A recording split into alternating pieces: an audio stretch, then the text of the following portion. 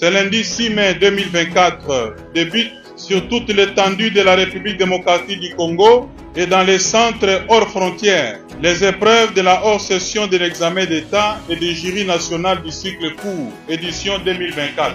C'est également ici le lieu de transmettre à son Excellence Monsieur le Président de la République et chef de l'État la gratitude et les remerciements des parents ainsi que des élèves finalistes de la province du Nord Kivu pour la prise en charge par le Trésor public des frais de participation aux épreuves certificatives 2024. Et c'est en dépit du contexte difficile de la guerre qui sévit à l'est du pays.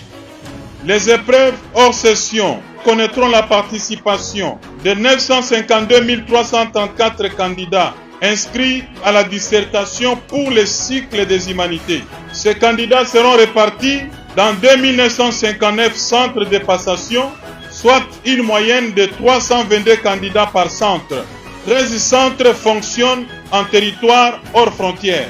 Il convient d'indiquer que 389 841 de ces candidats du cycle long ont suivi des filières techniques et qu'ils vont affronter les épreuves traditionnelles dans 2729 centres ouverts à travers toute la République. Les notes obtenues à ces épreuves vont compter pour la première journée de la session ordinaire.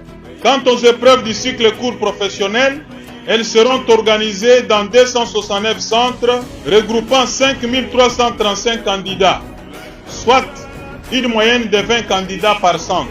Les épreuves hors session doivent être comprises comme une évaluation des connaissances et des compétences acquises par tous les apprenants depuis le cycle préscolaire jusqu'à la fin du cycle des humanités.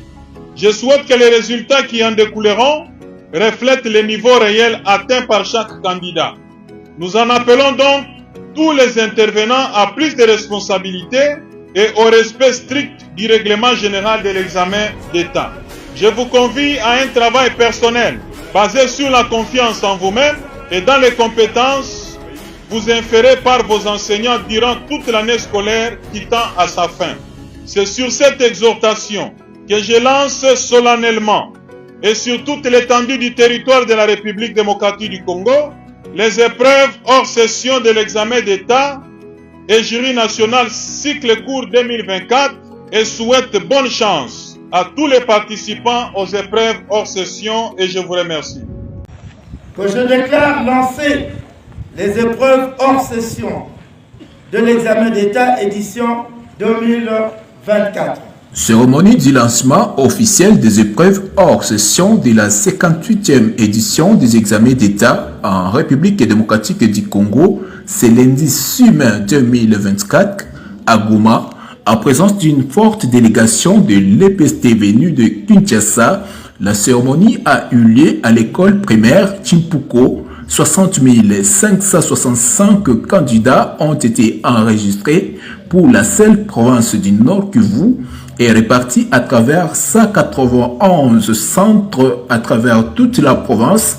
Explication donnée par le vice-gouverneur de la province du Nord Kivu, général Ekuka Lipopo Jean Romilian. Particulièrement le gouvernement provincial est en train de tout mettre en œuvre pour que, les épreuves des examens d'État se déroulent très bien, mais qu'en plus de ça, nous puissions bouter dehors l'ennemi qui a agressé, qui agresse et qui cherchera peut-être toujours à nous agresser. Mettons tout en œuvre également en termes de mise en place managériale pour que les épreuves se déroulent très bien. Je crois que les écoles converties en centres de passation d'examen d'État ont été apprêtées et les écoles qui se retrouvent dans le territoire qui a été occupé par l'agresseur ont été reconduits en fait du côté où il y a la sécurité. Nous avons 203 centres pour la passation de cette épreuve 2024, mais 12 sont occupés et nous avons ramené tous les élèves de ce côté-ci sur 191 centres. L'édition 2024 intervient dans un contexte sécuritaire précaire de la province du Nord Kivu.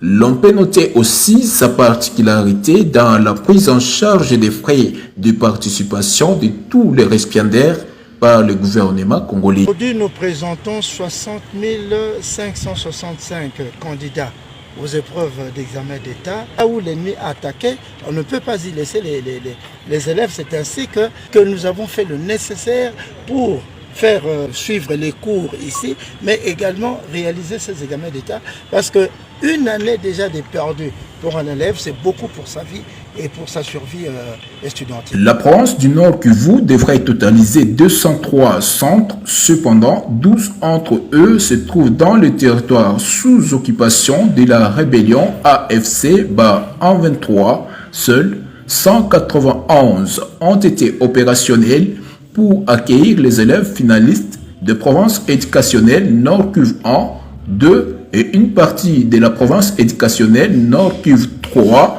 ceux de Rutshuru et chers membres du jury, chers enseignants, chers collègues, distingués invités, bonjour. Encore une fois de plus, bonjour.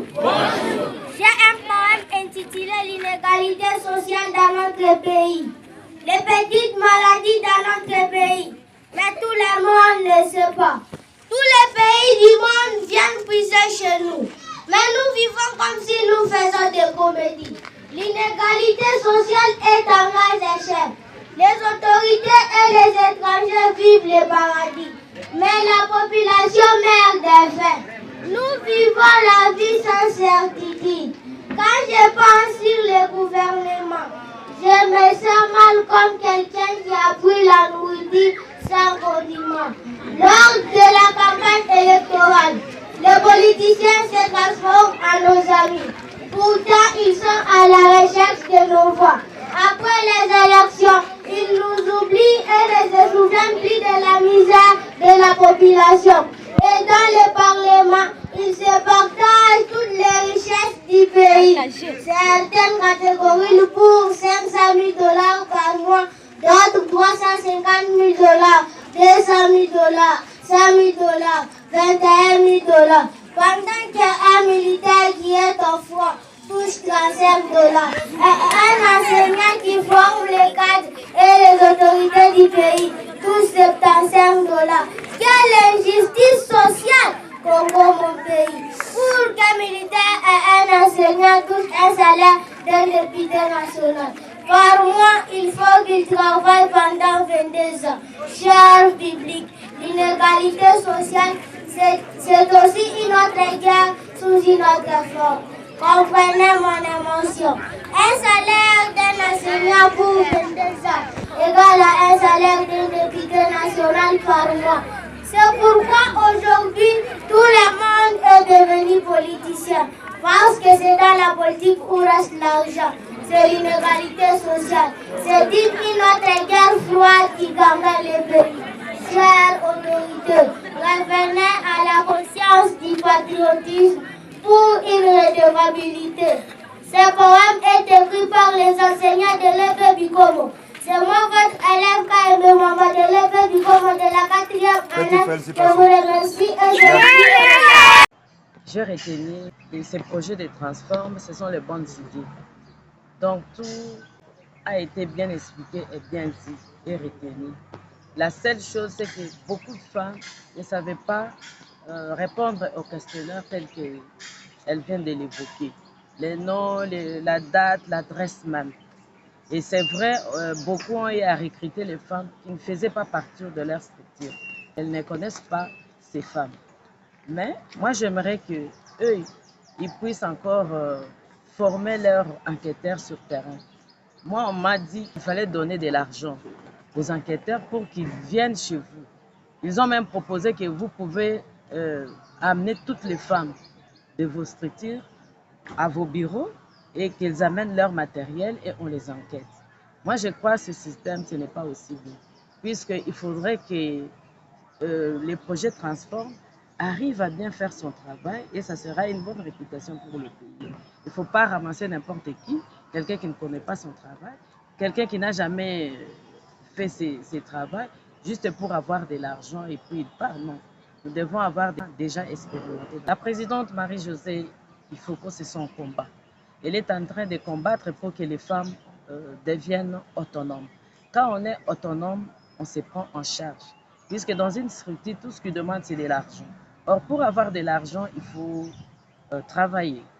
Et pour elle, Ekoki, c'est-à-dire, ça suffit avec les dames qui aiment mendier, ça suffit avec les dames qui ne peuvent pas travailler.